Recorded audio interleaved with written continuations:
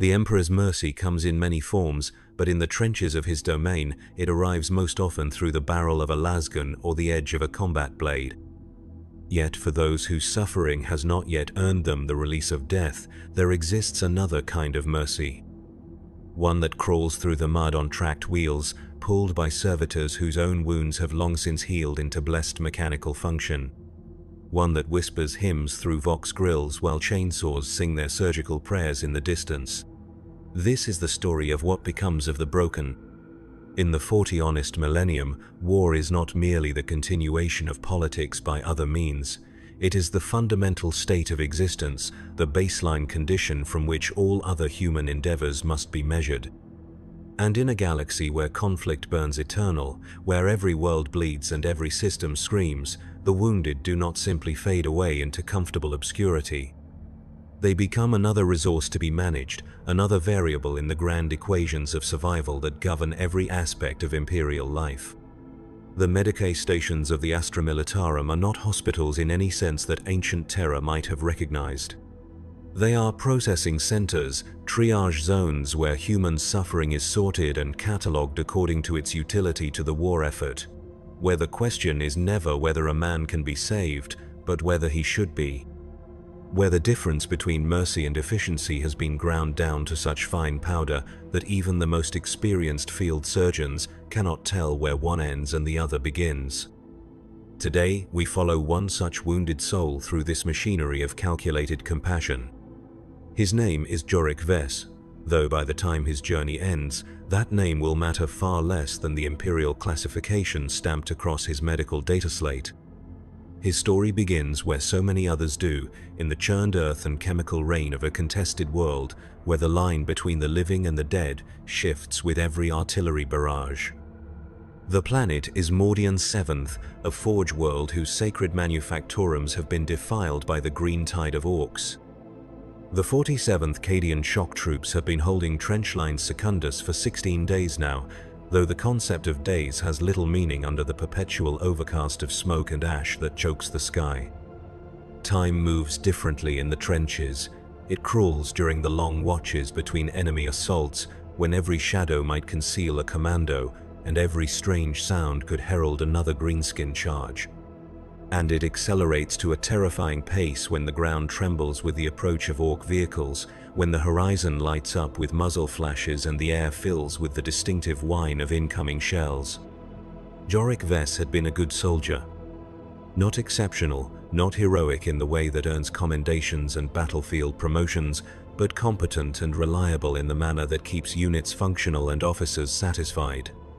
He had served with the 47th for 3 years, had survived the grinding urban warfare on Vaxhall Prime and the bitter winter campaigns on Icenia.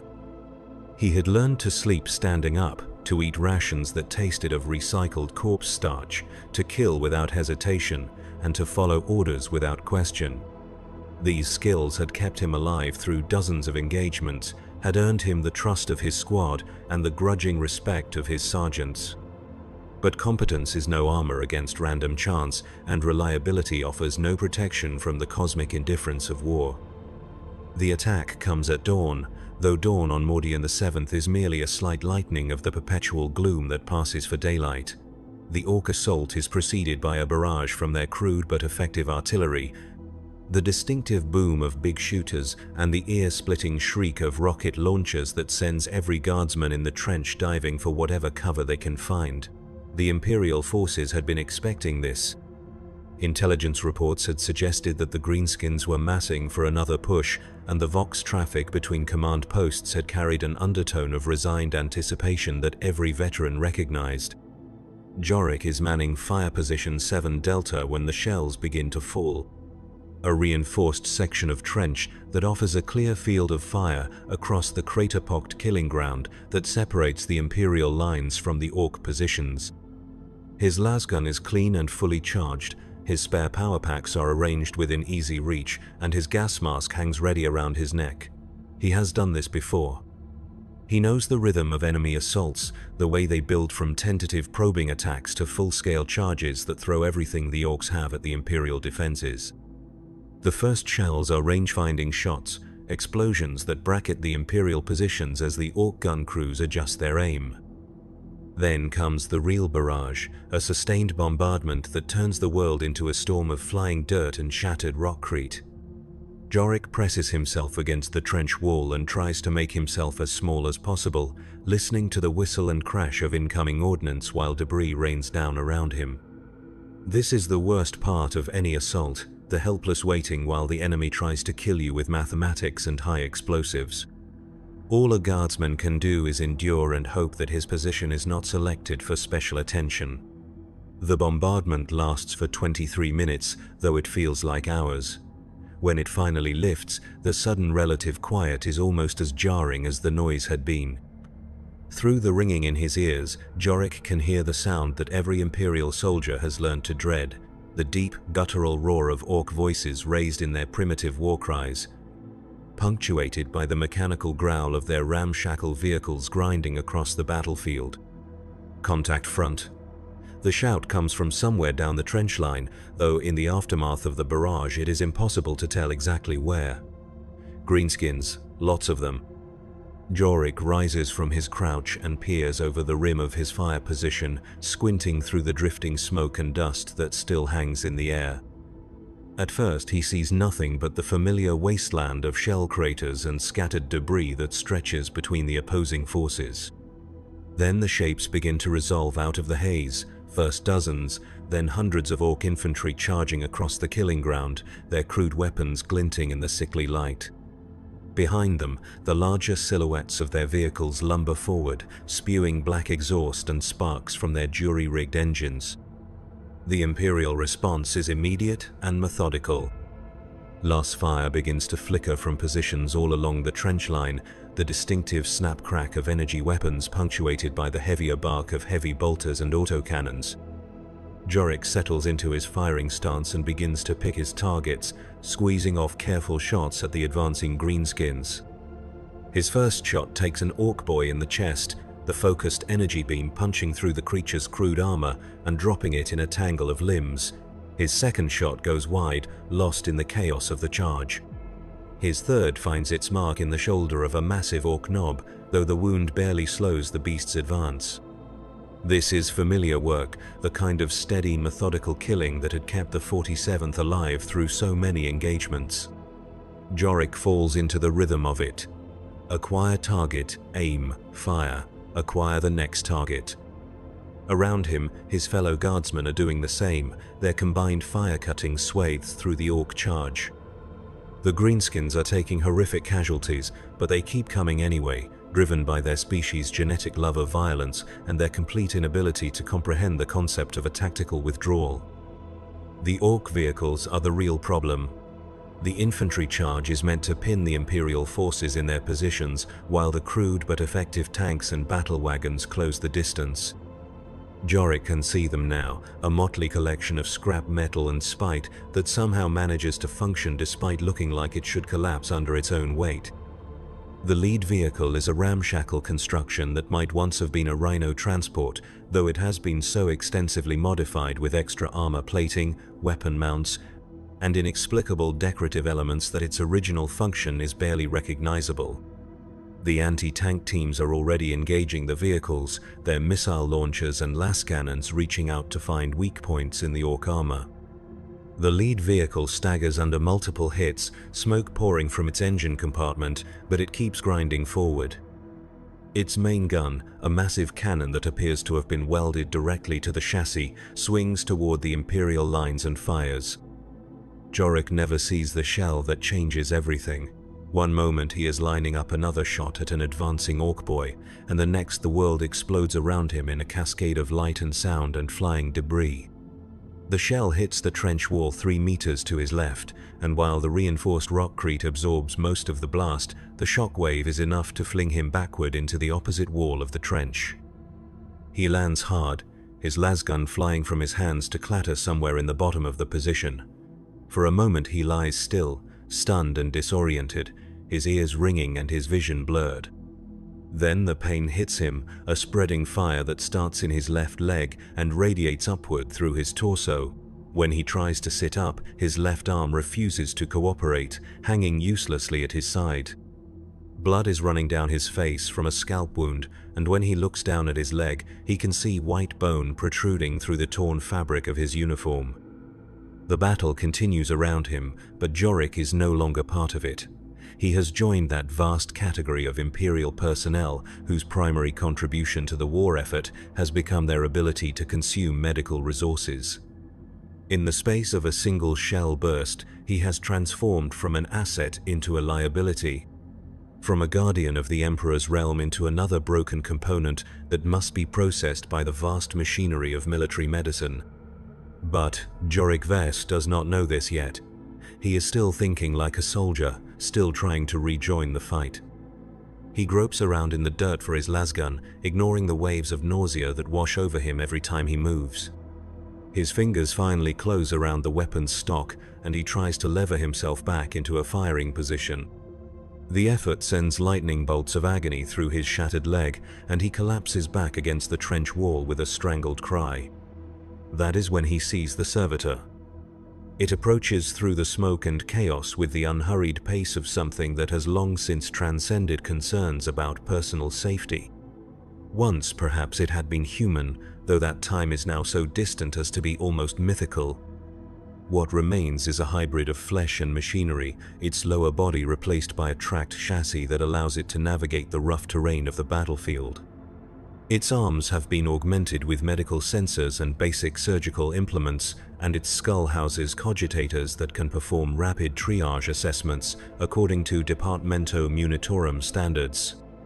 The servitor's optical sensors focus on Jorik with mechanical precision, and its internal systems begin to process the data they gather. Compound fracture of the left tibia and fibula, probable concussion, lacerations to the scalp and face, possible internal injuries.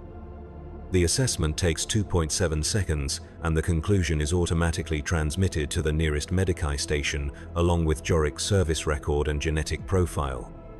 Triage category: Amber, priority, medium, prognosis, uncertain. Guardsman Vess. The servitor speaks, its voice a flat monotone generated by a vox grill where its throat used to be. You have sustained combat injuries. Comply with medical evacuation procedures. The servitor does not wait for a response. It extends a mechanical arm and injects something into Jorik's neck, a cocktail of pain suppressors and stimulants designed to keep wounded soldiers conscious and cooperative during transport. The effect is immediate. The burning agony in his leg fades to a distant ache, and his head clears enough for him to focus on the servitor's instructions. Remain still. Transportation inbound. Through the haze of drugs and shock, Jorik becomes aware of other wounded men being processed along the trench line. Some are walking wounded, guardsmen with minor injuries who can still function with basic medical attention. These are tagged and sent back to their units after receiving field treatment. Others are beyond help, their injuries too severe for the limited resources of battlefield medicine. These receive a different kind of attention, a brief ritual of comfort before the Emperor's mercy is administered through more direct means. But the largest category consists of men like Jorik himself, seriously wounded but potentially salvageable, their ultimate fate to be determined by the cold calculus of military necessity. These are loaded onto tracked sleds that emerge from the smoke like mechanical beasts of burden, their cargo bays already partially filled with other casualties. The sleds are not designed for comfort. They are designed for efficiency, for the rapid movement of human cargo from the front lines to the processing centers that lie behind them. Jorik finds himself lifted by mechanical hands and placed on one of these sleds, his body strapped down next to 3 other wounded guardsmen. One of them, a young trooper whose face has been carved open by shrapnel, is weeping quietly. Another lies perfectly still, his breathing so shallow that it might be mistaken for death, if not for the faint misting of his exhalations in the cold air. The third man is unconscious, his uniform soaked with blood from wounds that Jorik cannot identify. The sled begins to move, its tracks grinding against the broken ground as it navigates away from the front lines. Behind them, the battle continues, the sound of weapons fire growing fainter as they put distance between themselves and the killing ground. Ahead lies a different kind of ordeal, one that will test not their courage or their skill at arms, but their ability to endure a system that measures human worth in terms of combat effectiveness and resource allocation. The journey to the medicae station takes 47 minutes, though time becomes a fluid concept under the influence of the drugs coursing through Jorik's system. The sled follows a route that has been carved through the debris of war, past the burned-out hulks of vehicles and the temporary grave markers that dot the landscape like a grotesque garden. Occasionally they pass other sleds moving in the opposite direction, returning to the front lines to collect fresh loads of casualties. The Emperor's mercy takes many forms, but in the realm of military medicine, it most often manifests as efficiency. The medicae station that receives Jorik and his fellow wounded is a testament to this principle, a collection of prefabricated structures and field tents that has been organized according to strict protocols developed over 10 millennia of warfare. Every aspect of its operation has been optimized for the rapid processing of human casualties, from the initial triage procedures to the final disposition of those who cannot be returned to active duty. The facility sprawls across what was once a small manufacturing complex, its original buildings repurposed to serve the needs of military medicine. The main triage center occupies a former assembly hall, its high ceiling now hung with harsh lumen strips that cast everything in stark relief. Rows of examination tables stretch across the floor, each one equipped with basic diagnostic equipment and staffed by medical personnel whose efficiency has been honed by months of constant practice. Jorik is unloaded from the sled and placed on a wheeled gurney, his movement through the facility tracked by data tags that record his progress through each stage of the process.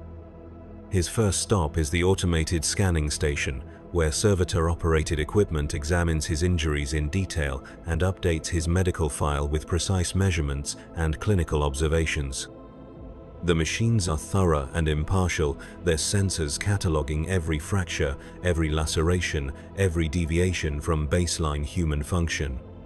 The data they generate flows through the facility's cogitator network, where it is analyzed according to algorithms developed by the Departamento Munitorum's medical division.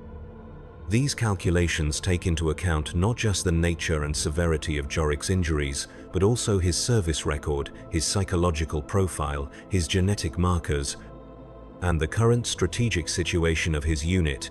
The result is a comprehensive assessment that will determine every aspect of his treatment going forward. Primary injury assessment complete. Compound fracture requiring surgical intervention. Estimated recovery time, 47 standard days. Probability of return to full combat effectiveness, 34%. Recommended treatment protocol, Priority Amber, Track Secundus. The classification system that governs imperial military medicine recognizes several distinct categories of wounded personnel. Track Primus is reserved for those with minor injuries who can be rapidly returned to their units with minimal treatment.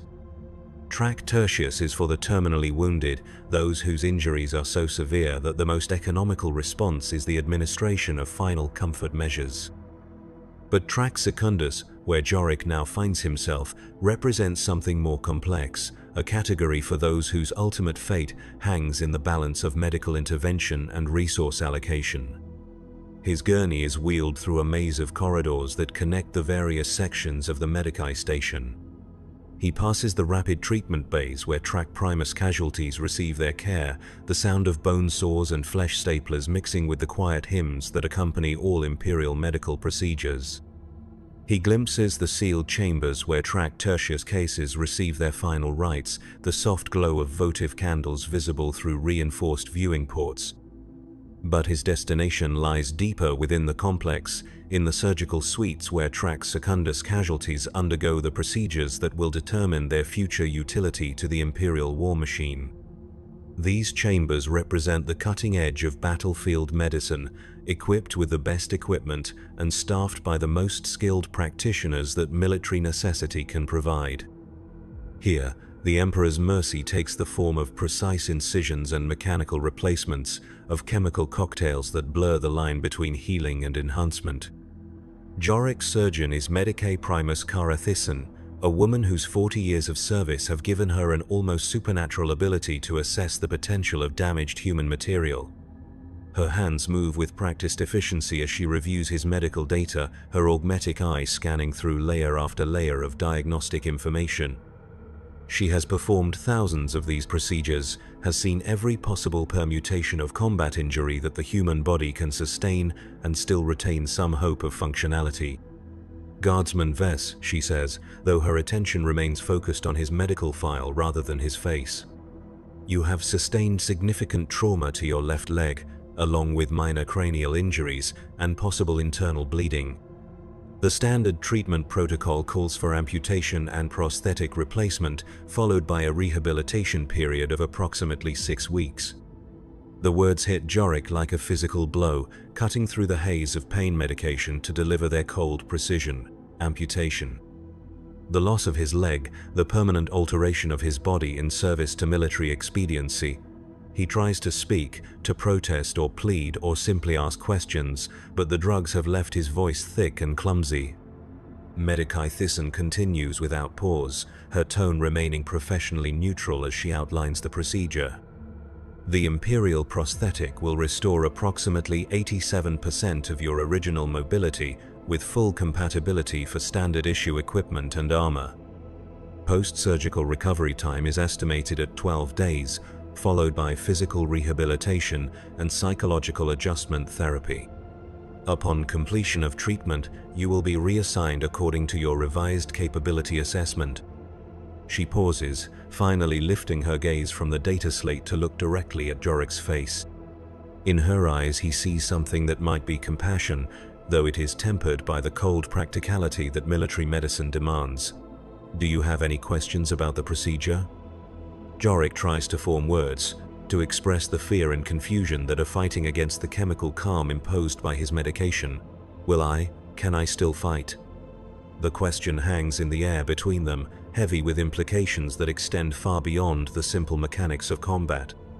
In the Imperium of Man, a soldier's worth is measured not by their humanity, but by their ability to serve the Emperor's will on the battlefield.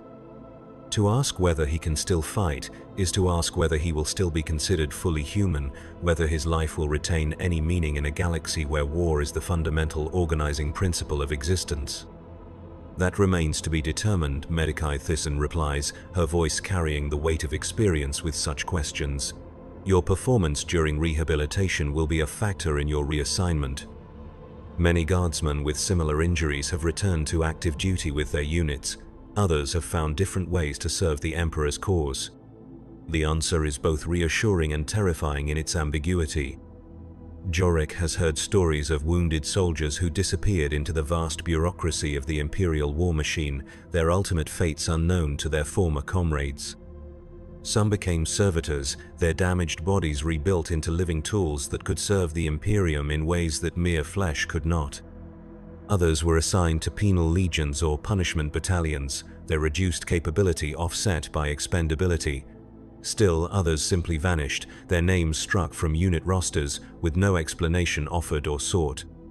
But there is also hope, thin as it might be.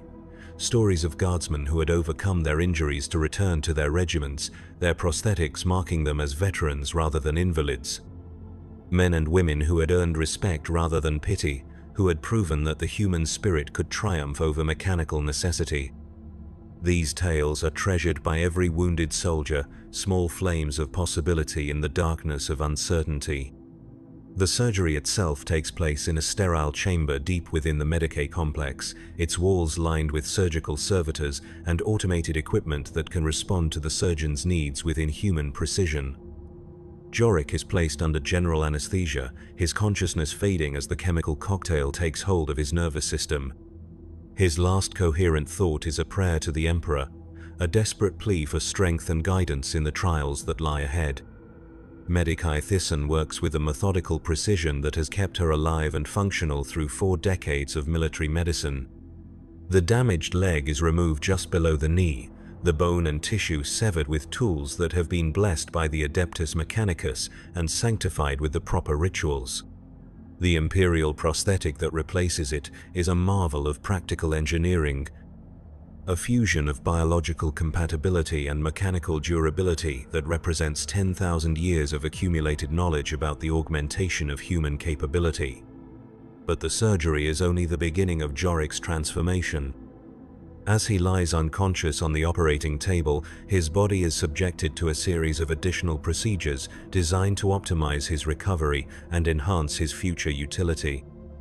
Chemical therapy to accelerate bone growth and tissue regeneration, neural interface implants to ensure seamless integration with his prosthetic, psychological conditioning delivered through subliminal audio tracks that will shape his adaptation to his new circumstances.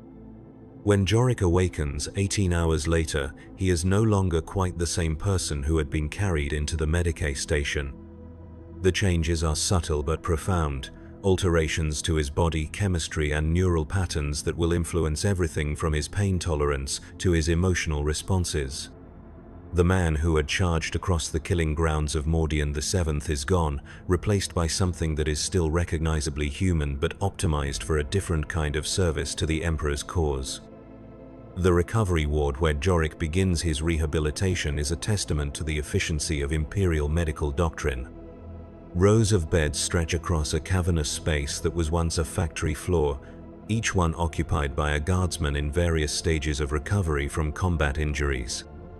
The air hums with the sound of life support equipment and rehabilitation machinery, punctuated by the quiet conversations of patients and the measured footsteps of medical staff. Some of the wounded are recovering from injuries similar to Jorik's own, amputees learning to walk again on mechanical legs, burn victims whose skin has been replaced with synthetic alternatives, soldiers whose damaged organs have been supplemented with artificial equivalents. Others bear the marks of more exotic wounds, the kinds of injuries that can only be inflicted by the alien weapons and supernatural forces that threaten the Imperium. These men and women require specialized treatment, their bodies altered in ways that push the boundaries of human physiology. But all of them share a common experience, the gradual realization that they are being evaluated not just as patients, but as potential resources for future deployment. Every aspect of their recovery is monitored and recorded, from their pain tolerance to their psychological adjustment to their ability to master the operation of their new augmentations. The data flows continuously to assessment cogitators that calculate their revised capability ratings and consider potential reassignment options. Jorik's first attempts to walk with his prosthetic leg are clumsy and painful, despite the advanced design of the Imperial technology. The mechanical limb responds to neural commands transmitted through the interface implants, but the translation from thought to motion requires practice and concentration. Simple tasks that he had performed without conscious effort for his entire adult life now require careful planning and deliberate execution. The rehabilitation specialists who guide his recovery are a mixture of human staff and servitor units. Their approach is calibrated to produce optimal results within the constraints of time and resource allocation. The humans provide encouragement and tactical advice, drawing on their own experience with similar cases to offer practical guidance. The servitors deliver precise measurements and objective assessments, their sensors tracking every aspect of his progress with mechanical impartiality. Range of motion within acceptable parameters. One of the servitor units reports during a typical rehabilitation session. Gait efficiency at 70, 3% of baseline human standard. Recommended continuation of current therapy protocol. The numbers are encouraging, but they cannot capture the psychological challenge of adapting to his new circumstances. Jorik finds himself caught between grief for what he has lost and determination to prove his continued worth to the Imperial cause. The prosthetic leg functions adequately, but it will never feel like a natural part of his body. Every step reminds him of his transformation, of the boundary he has crossed between the whole and the rebuilt. Yet, as the days pass, he begins to discover unexpected advantages to his augmentation. The prosthetic leg is stronger than his original limb, capable of absorbing impacts that would shatter natural bone. Its mechanical systems are immune to fatigue and unaffected by pain, allowing him to continue functioning under conditions that would cripple an unaugmented soldier. Most importantly, its presence marks him as a veteran, a survivor who has paid the price of service and emerged with something to show for his sacrifice. The other patients in the recovery ward become a source of both inspiration and caution. Some adapt to their new circumstances with remarkable resilience, embracing their augmentations as symbols of honor rather than disability. These men and women speak confidently of returning to their units, of proving that they remain valuable assets in the Emperor's armies. Their example provides hope for those still struggling with their own adjustments. But others serve as warnings of what can go wrong during the rehabilitation process. Soldiers who cannot accept their new limitations, who push themselves too hard or too fast in their desperation to return to combat effectiveness. Those whose psychological profiles indicate increasing instability or unreliability under stress. The fortunate among these cases are reassigned to rear echelon duties where their reduced capability is less of a liability. The unfortunate simply disappear from the ward one night, their beds empty and their names removed from the patient roster. Jorik works to place himself in the first category, following his therapy protocols with religious dedication and demonstrating steady improvement in all measured parameters. He masters the operation of his prosthetic leg, learning to walk and run and even climb with acceptable proficiency. He scores well on the psychological assessments, showing no signs of the depression or anxiety that can disqualify wounded soldiers from further service. Most importantly, he maintains the proper attitude of dutiful service, accepting his circumstances without complaint and expressing appropriate gratitude for the Emperor's mercy. After 6 weeks of rehabilitation, he is declared fit for reassignment evaluation. The process takes place in a sterile assessment chamber where he is subjected to a battery of physical and psychological tests designed to measure his current capabilities against the requirements of various military roles. He performs push-ups and obstacle courses, demonstrates his marksmanship with various weapons, and answers questionnaires that probe his loyalty and mental stability. The results are compiled into a comprehensive report that will determine the next phase of his service to the Imperium. His physical capabilities are rated at 91% of unaugmented baseline, an impressive figure that reflects both the quality of his prosthetic and his dedication during rehabilitation. His psychological profile indicates high reliability and strong motivation, with no concerning indicators of instability or disloyalty. His service record prior to injury shows consistent competence and appropriate conduct under stress. The final assessment arrives in the form of reassignment orders delivered by a servitor whose vocal systems have been programmed to convey official military communications. Guardsman Jorik Vess, serial number 4470, 1, Delta 9982. By order of the Departamento Munitorum, you are hereby reassigned to the 12th Mordian Veteran Company, pending transport to Staging Area Taurus 7. Report to Transport Allocation Office at 800 hours, standard. The 12th Mordian Veteran Company. Jorik has heard of such units, elite formations composed entirely of soldiers who have been wounded in combat and subsequently rebuilt for continued service. These companies are often assigned to the most dangerous missions, their augmented personnel considered more expendable than unmodified troops, but more capable than standard line infantry. It is both an honor and a death sentence, a recognition of his proven combat effectiveness, and an acknowledgement that his life has become measured in different terms than those applied to whole men. He reports to the Transport Allocation Office as ordered, joining a queue of other reassigned personnel waiting for their movement orders. Some are clearly destined for the same veteran companies, their visible augmentations marking them as members of the Brotherhood of the Rebuilt.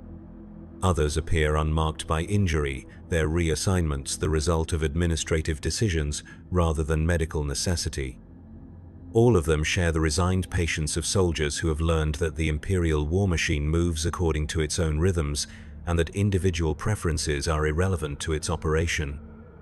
The transport vessel that carries them away from Mordian the 7th is a converted cargo hauler, its holds modified to accommodate human passengers with the same efficiency it once applied to manufactured goods. The accommodations are Spartan but functional, providing each passenger with a narrow bunk and basic life support systems. The journey to their new assignment will take 17 days, 17 days of enforced idleness during which they can contemplate what they have become and what awaits them at their destination. Jorik spends much of the voyage in conversation with his fellow passengers, sharing stories of their injuries and recoveries, comparing the capabilities of their various augmentations. The conversations serve multiple purposes. They help pass the time during the long transit, they provide practical information about adapting to mechanical modifications, and they begin the process of building unit cohesion among soldiers who will soon depend on each other for survival. One of his companions is a former tank crewman named Davek Torn, whose left arm has been replaced with a mechanical equivalent after a penetrating hit from an Orc rocket destroyed his original limb. The prosthetic is crude but functional, its strength enhancement allowing him to operate heavy weapons that would be impossible for an unaugmented soldier to manage. Another is Elena Vask, a communications specialist whose vocal cords have been replaced with a mechanical Vox grill after she was exposed to toxic gases during a siege operation. Her voice now carries the distinctive electronic modulation of Imperial communications equipment, but her skills at coordinating fire support have made her invaluable to her new unit. Each of them carries the marks of their transformation, visible proof of the price they have paid for their continued service to the Emperor. But they also carry something else, a shared understanding of what it means to be rebuilt rather than simply healed, to have their humanity measured in terms of mechanical efficiency and combat effectiveness. They are no longer quite the same species as the soldiers they once were, but they are not yet something entirely different either. The staging area where they disembark is a sprawling military complex built around what was once a minor Imperial outpost. Now it serves as a collection point for veteran companies being formed or reformed, a place where damaged soldiers are sorted and organized according to their capabilities and the strategic needs of the sector command. The facility buzzes with activity as administrative personnel process new arrivals, conduct final assessments, and issue equipment to units preparing for deployment. Jorik and his fellow transportees are directed to Processing Center Delta 7, where they join other members of their newly assigned company for final integration procedures. The 12th Mordian Veteran Company currently consists of 83 personnel, though this number fluctuates as wounded veterans are added and casualties are replaced. The company's commander is Captain Mordal Hest, a veteran of 30 years' service whose body bears the marks of a dozen different injuries sustained in conflicts across the sector. Captain Hest addresses the new arrivals in a briefing chamber whose walls are lined with battle honors and memorial plaques commemorating fallen comrades. His voice carries the authority of hard-won experience, and his augmetic eye focuses on each soldier with mechanical precision as he speaks. You are here because you have proven your worth in combat and survived wounds that would have killed lesser men, he begins, his words measured and deliberate. You have been rebuilt, not because the Imperium values your individual lives, but because your experience and capabilities represent a resource too valuable to waste. You are no longer standard infantry. You are veterans, and veterans are expected to accomplish what normal soldiers cannot. He pauses, allowing his words to sink in before continuing. Your next assignment will test these capabilities. The 12th Veteran Company is being deployed to Hive World Castellax, where Chaos cultists have seized control of several manufacturing districts. Your mission will be to conduct reconnaissance in force, identify enemy positions and capabilities, and prepare the way for a full-scale assault by regular Imperial forces. The enemy will be well-armed, well-prepared, and utterly committed to their blasphemous cause. Many of you will not return from this mission. The statement is delivered without emotion, a simple statement of fact rather than a threat or warning. In the Imperial military, casualty rates are simply another variable to be factored into operational planning. The lives of individual soldiers matter less than the successful completion of assigned objectives, and veteran companies are expected to accept higher losses in exchange for their enhanced capabilities. Equipment issue begins at 1,400 hours, Captain Hest continues. You will draw standard pattern kit modified for your individual augmentations, along with specialized equipment appropriate to your assigned roles within the company structure. Deployment begins at 600 tomorrow. Emperor protect you all. The equipment issue process reveals the extent to which the Imperial war machine has adapted to the needs of augmented personnel. Standard las rifles have been modified with targeting systems that interface directly with augmetic eyes, allowing for improved accuracy and faster target acquisition. Armor has been reinforced at stress points where mechanical limbs connect to organic tissue, preventing the kinds of catastrophic failures that can occur when prosthetics are subjected to combat loads. Medical supplies include specialized maintenance kits for various types of augmentation, ensuring that mechanical components can be serviced and repaired in the field. Jorek receives equipment appropriate to his role as a standard rifleman, though his kit has been modified to account for his prosthetic leg. His boots are specially fitted to interface with the mechanical limb, providing better stability and reducing the risk of system failures during extended operations.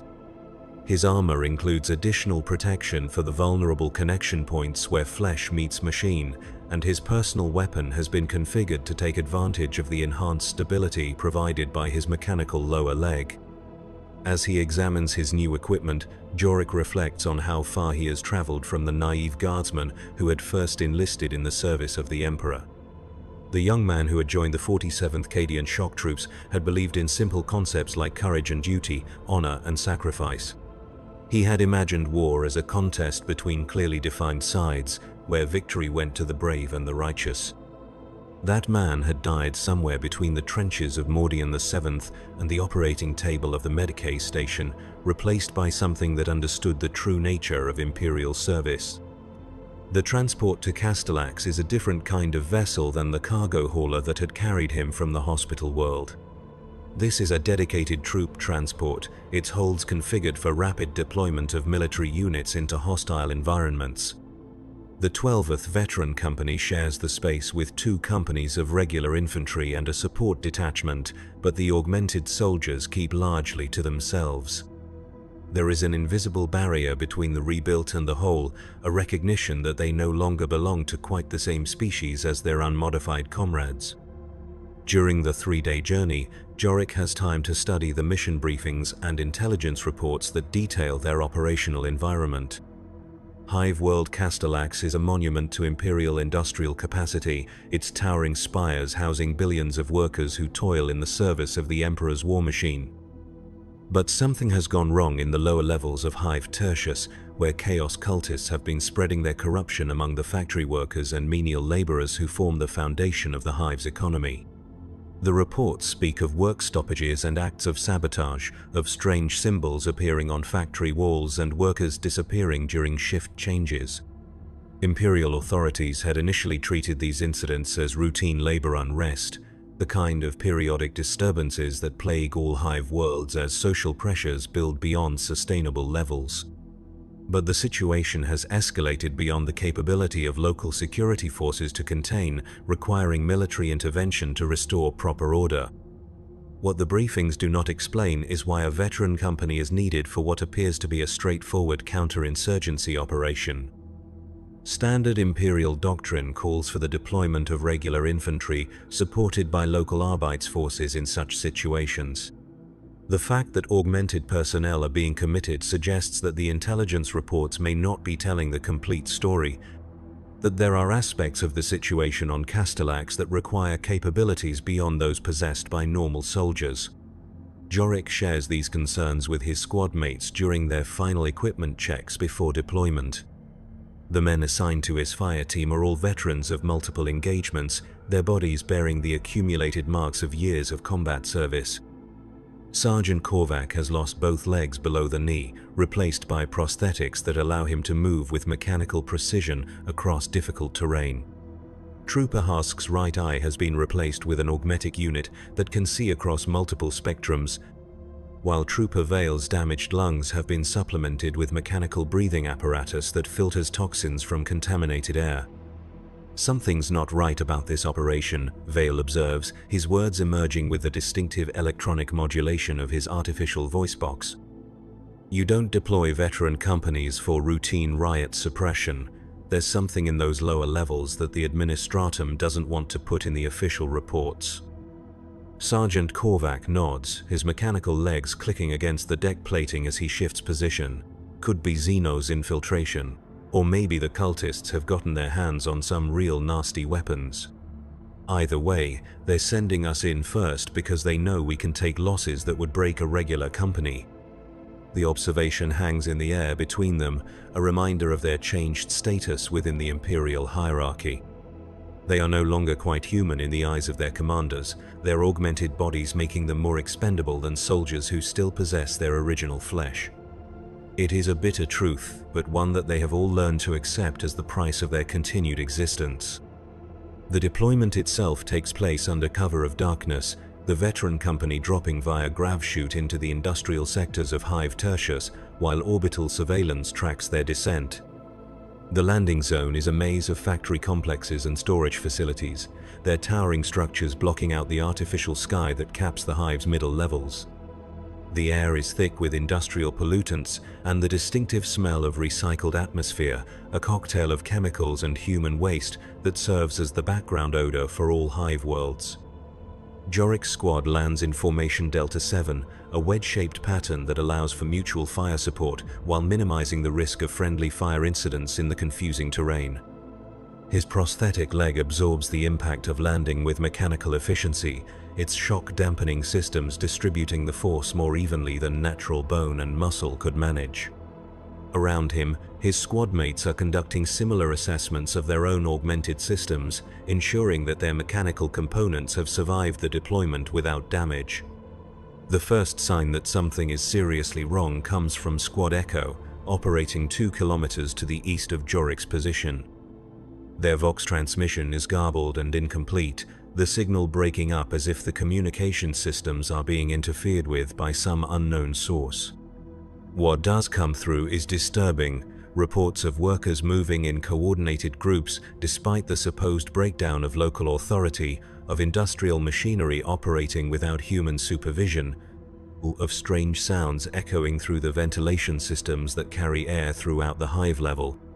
Command, this is Echo 6, the transmission crackles through the company communications net. We have visual on suspected cultist activity in Manufacturing Complex 7 Delta. Civilians are. They're moving wrong, sir. Like they're being controlled by something. Request permission to engage.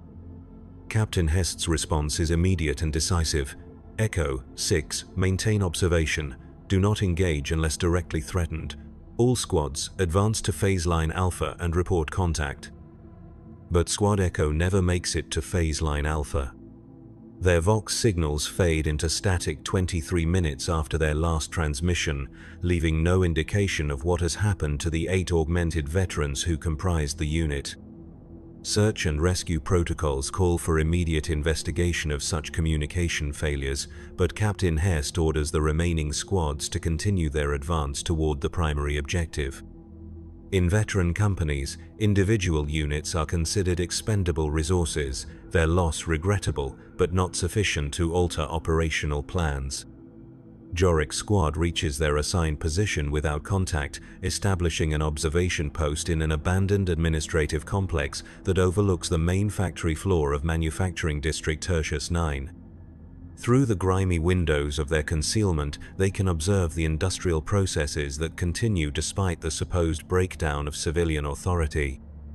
Massive assembly lines stretch across the factory floor, tended by workers whose movements display an unnatural coordination that suggests external control.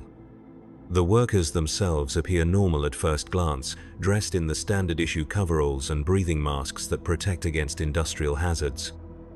But closer observation reveals disturbing details. They move in perfect synchronization, their actions coordinated to a degree that would be impossible for normal human beings. They never speak to each other, never pause for rest breaks, never display the kind of individual variation that characterizes normal human behavior.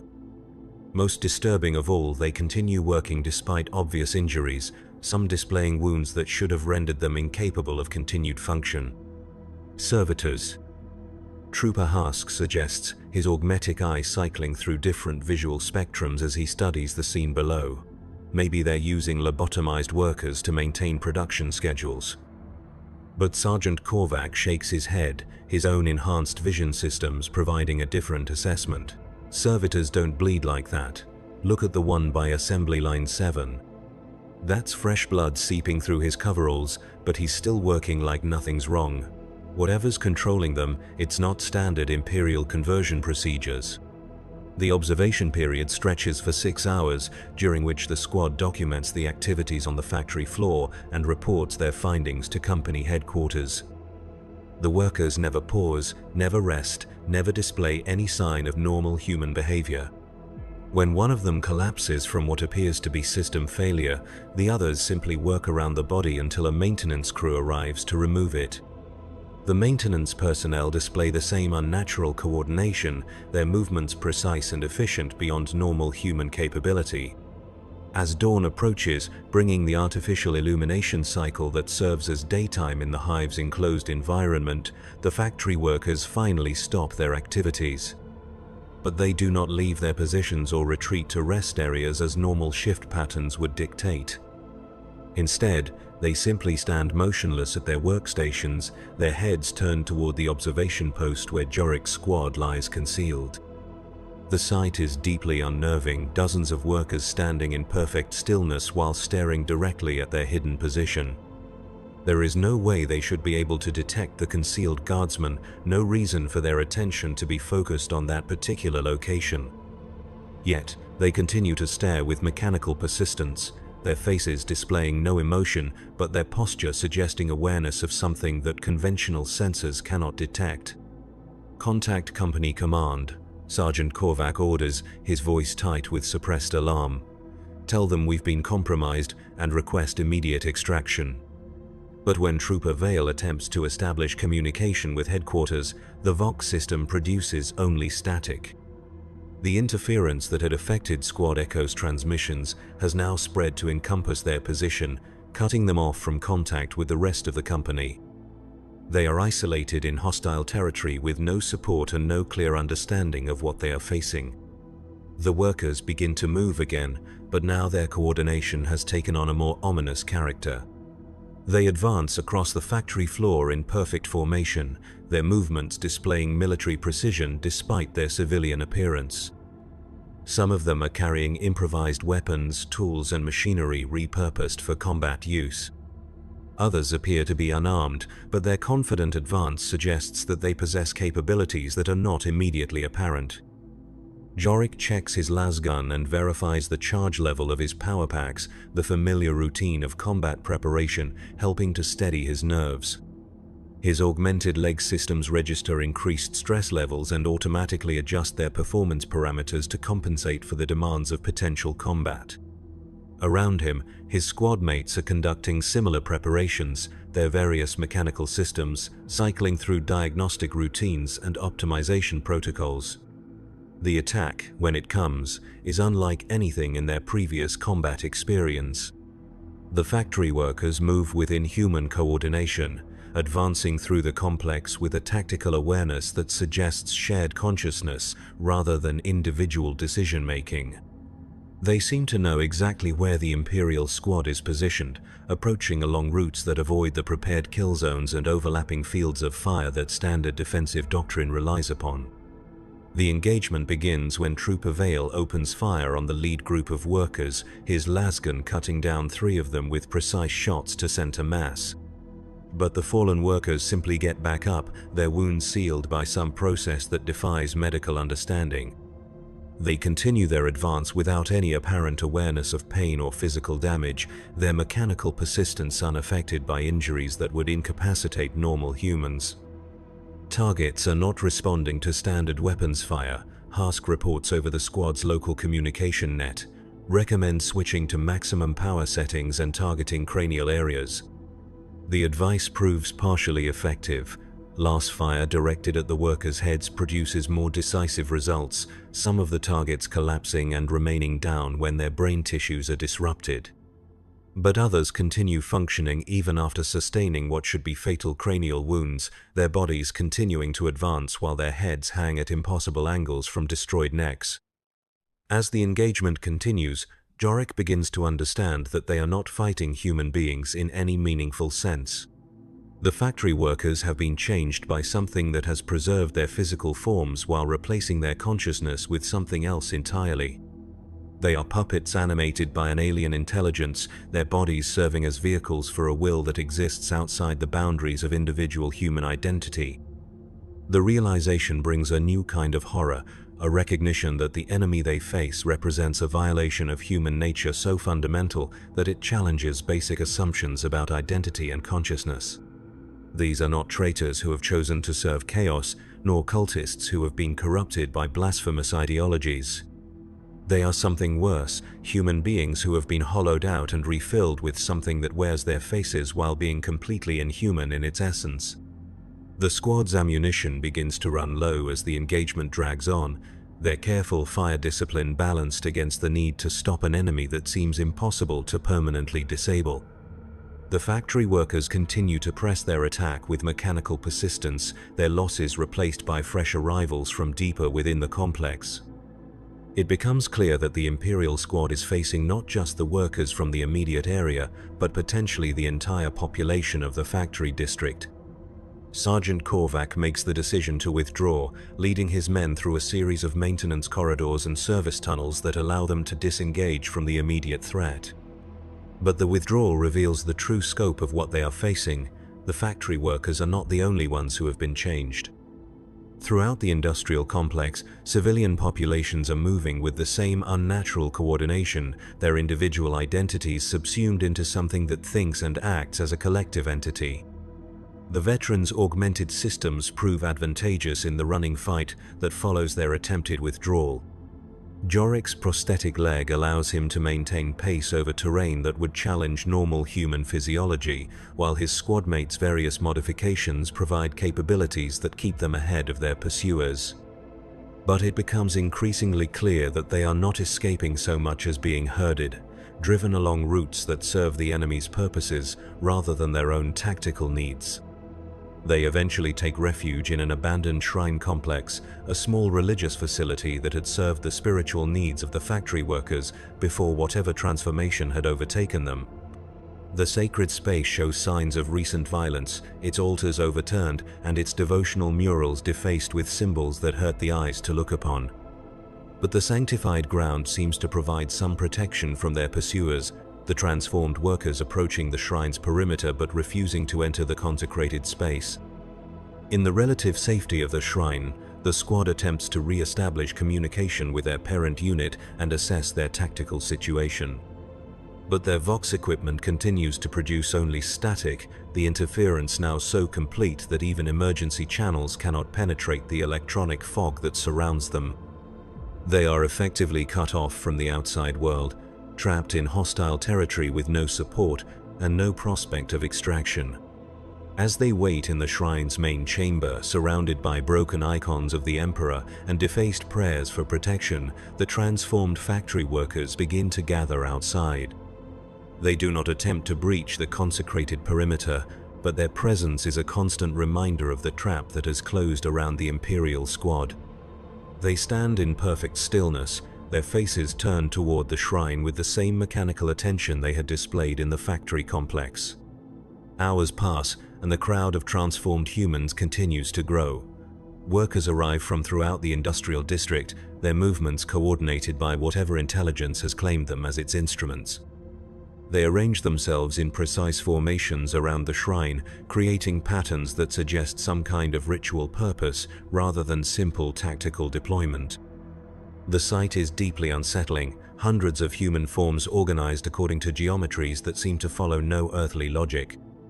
Trooper Vale, whose augmented respiratory system allows him to function in the contaminated atmosphere of the hive, volunteers to scout the perimeter and assess potential escape routes. But when he returns from his reconnaissance, his report offers little hope. The transformed workers have established a complete cordon around the shrine, their positions carefully coordinated to eliminate any possibility of undetected movement. More disturbing still, their numbers continue to grow as more factory workers arrive from distant sections of the industrial complex. "It's not just this district," Vale reports, his artificial voice carrying undertones of strain that suggest his psychological conditioning is being tested by what he has observed. "I can see movement throughout the hive level, thousands of them, maybe tens of thousands, all moving with the same coordination. Whatever's controlling them, it's spread far beyond the initial contamination zone." The implications of his report sink in slowly, each man coming to his own understanding of what they are facing. This is not a localized insurgency or a limited outbreak of chaos corruption. This is something that has claimed an entire population, transforming millions of imperial citizens into instruments of an alien will.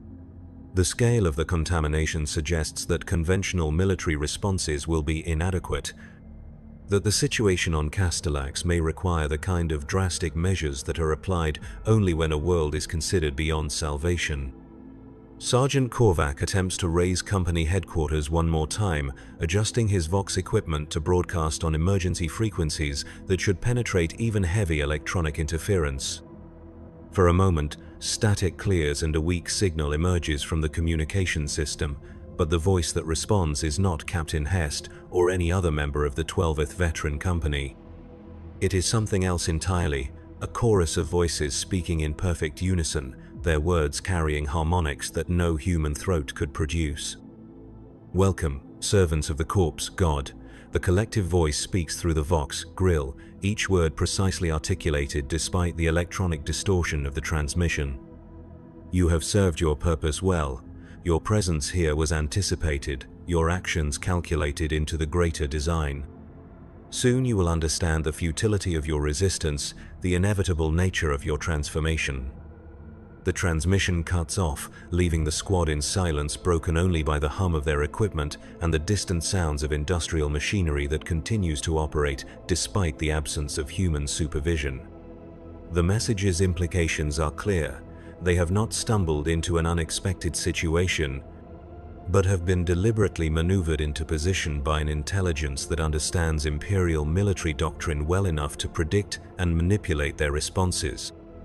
Outside the shrine, the transformed workers begin to move again, but now their formations take on new significance. They are not simply surrounding the building, but arranging themselves according to patterns that suggest ritual purpose rather than military necessity. The geometries they create are painful to observe directly, their angles and proportions somehow wrong in ways that the human eye struggles to process.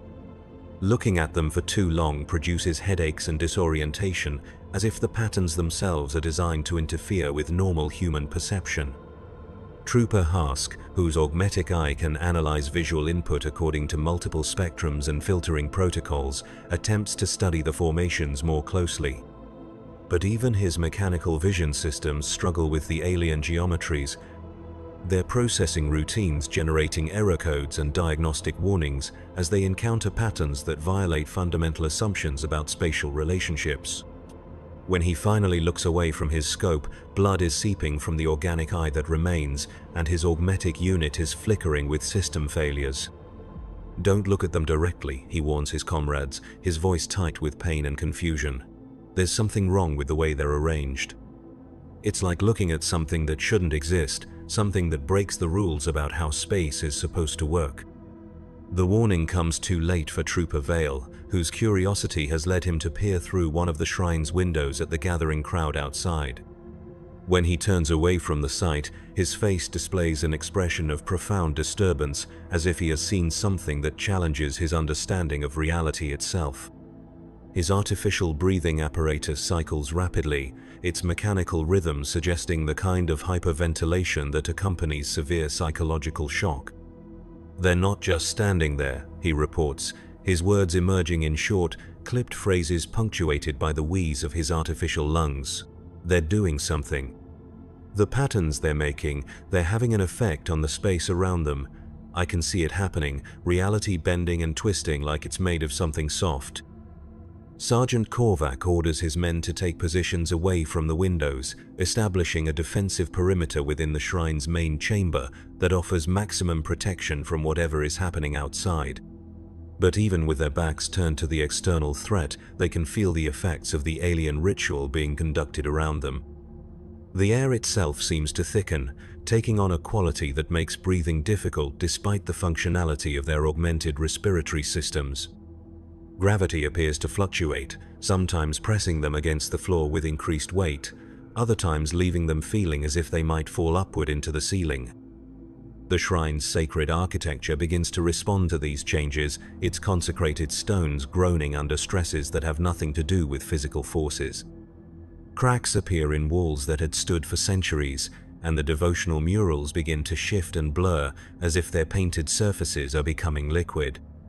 Most disturbing of all, the icons of the Emperor start to change, their familiar features twisting into expressions of pain and confusion that mirror the psychological state of the trapped Guardsmen.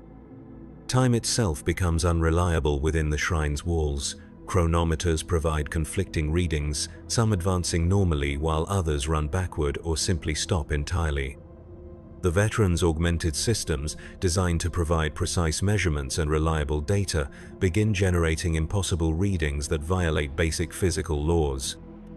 Distance measurements fluctuate without explanation, their mechanical limbs reporting different lengths from moment to moment.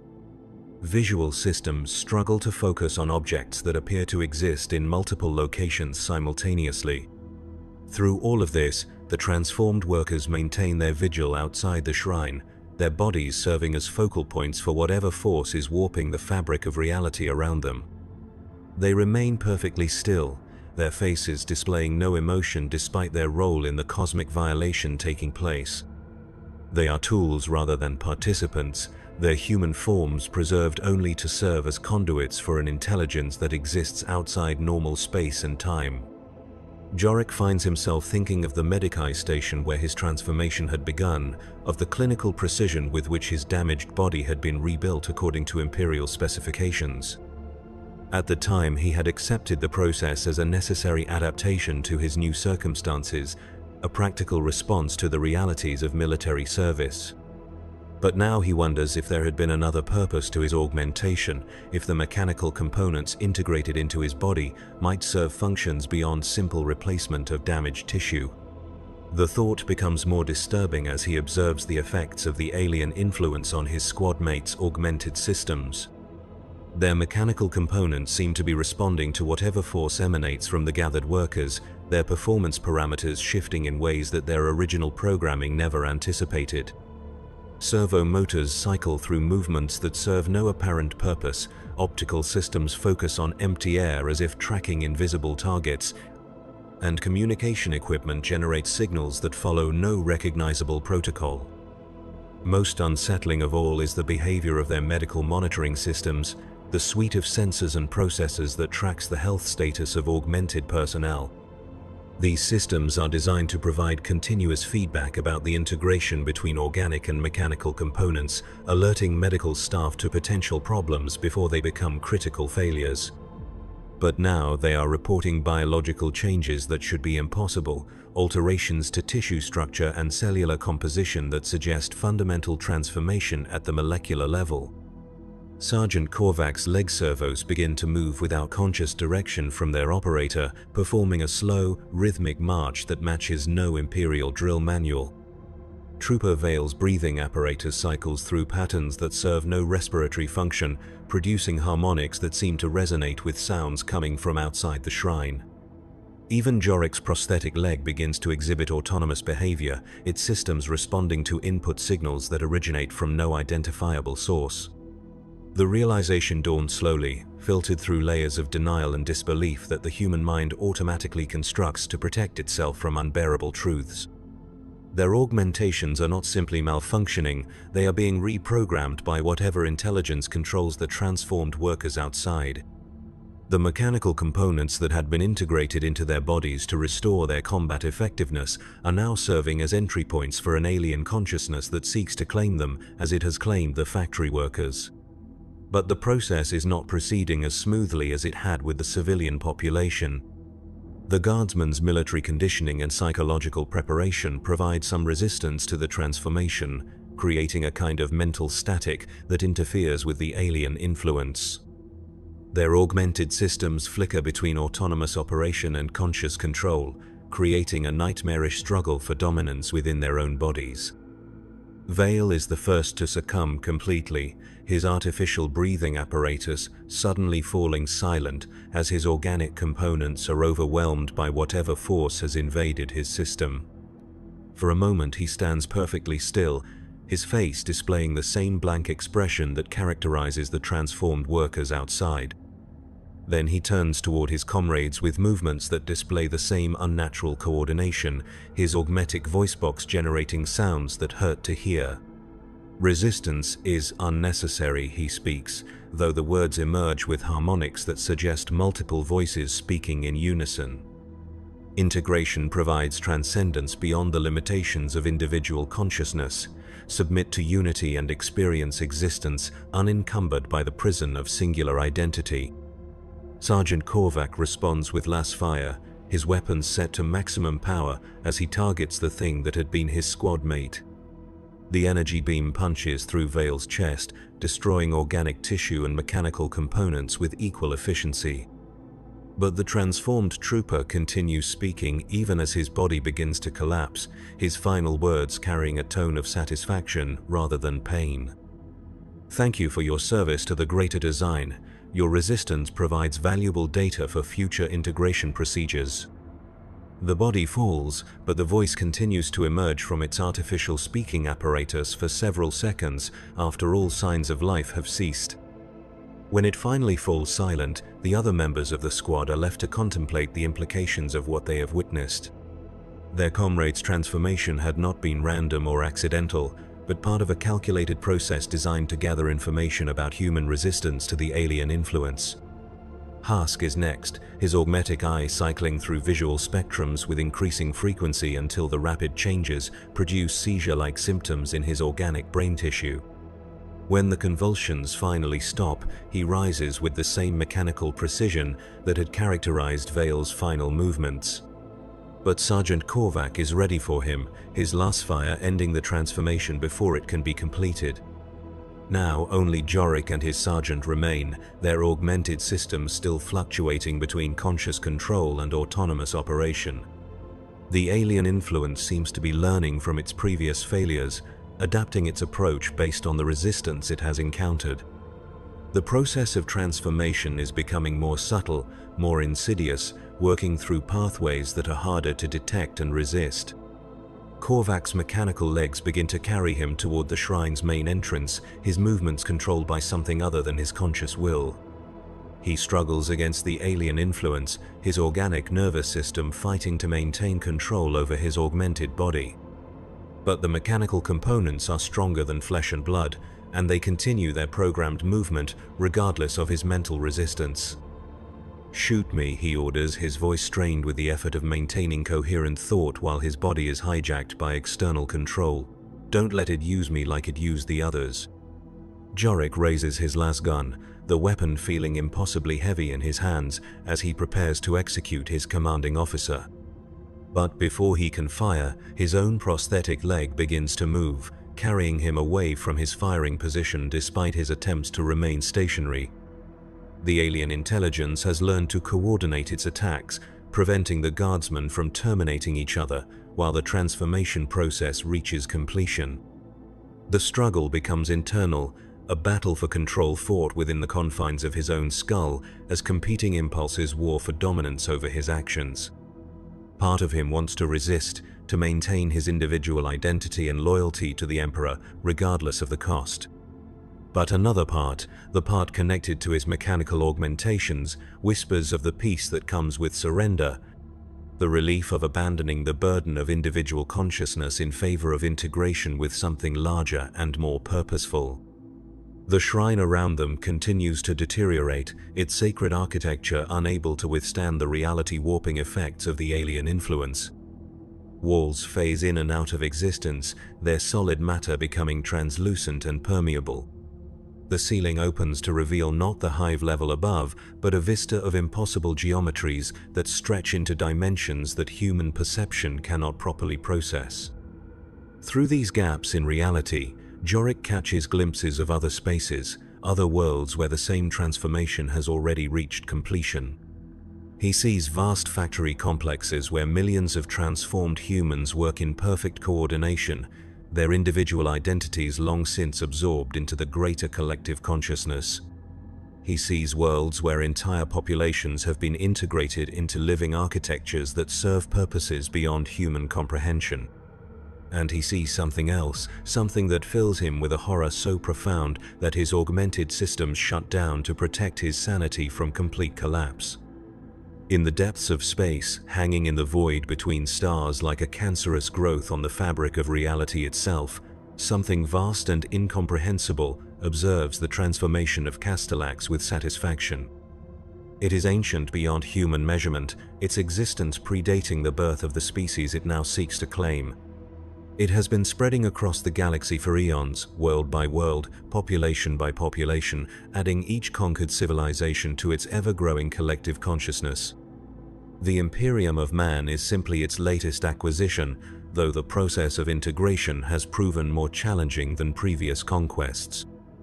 Human beings display an unusual capacity for resistance, their individual consciousness proving more difficult to subsume than the alien intelligence had anticipated.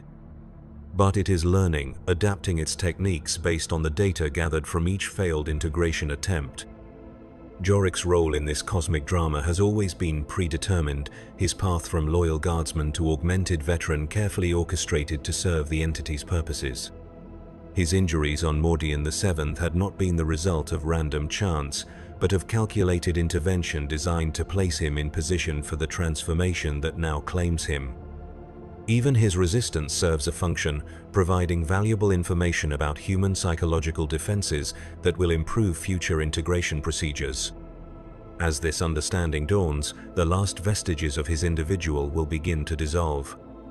The mechanical components of his body complete their synchronization with the alien intelligence, and his organic brain tissue begins to restructure itself according to new patterns of neural organization.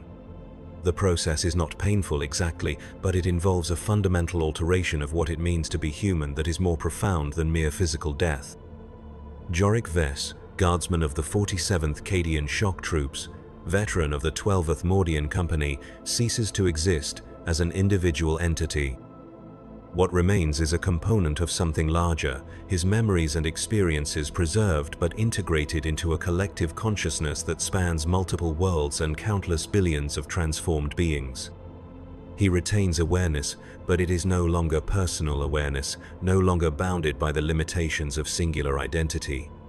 Through his new perspective, he can perceive the true scope of what is happening on Castellax and thousands of other worlds throughout the galaxy. The Imperium's defenses are being systematically compromised, not through military conquest but through the gradual conversion of its own population. The process is slow but inexorable, each transformed world serving as a new base of operations for the expansion of the collective consciousness.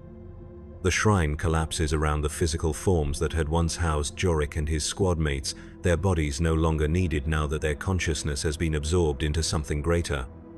But the collapse is purely symbolic, a final gesture of respect for the individual identities that have been peacefully integrated into the eternal unity of the collective mind.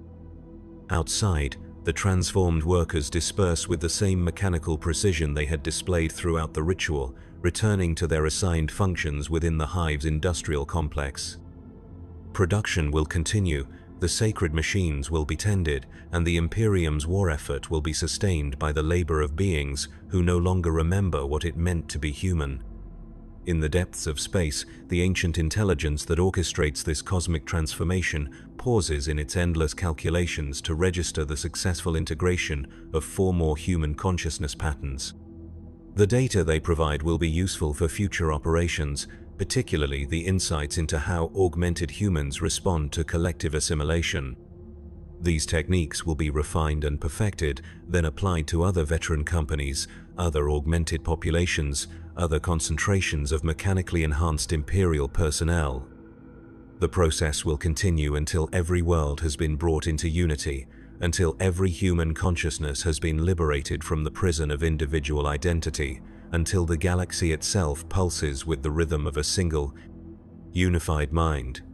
It is not conquest in any sense that the Imperium would recognize, but something far more profound, the transcendence of an entire species beyond the limitations of biological existence. And in the records of the Departamento Munitorum, the 12th Mordian Veteran Company is simply listed as missing in action, their ultimate fate lost among the vast archives of imperial bureaucracy, where the disappearance of a single unit attracts no particular attention. The machinery of war continues its operation, grinding forward with mechanical persistence, never pausing to question why some of its components occasionally vanish without explanation into the darkness between the stars.